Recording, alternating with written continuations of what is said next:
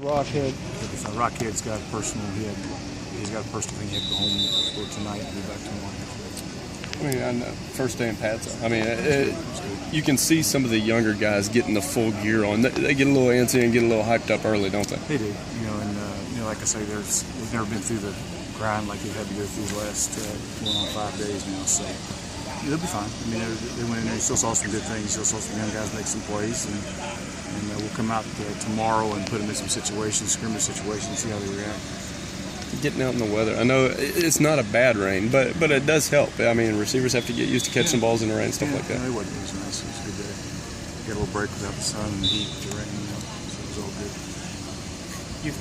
One of your things you always like to say is like when you first got here, you didn't want to go past the offensive line's meeting room. But now I didn't want to win.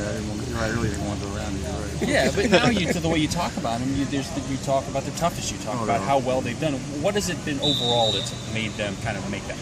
Well, I think number one is it's the guys that are in that room. I mean, you got guys in that room that love football. They're extremely tough. It's important to them. Just look who they are: Jaspers and Sweet and Van Horn. And that's contagious. We recruited guys that are similar. The Devers kid we just recruited, and Sandley, and all of them, Selby, and the clones.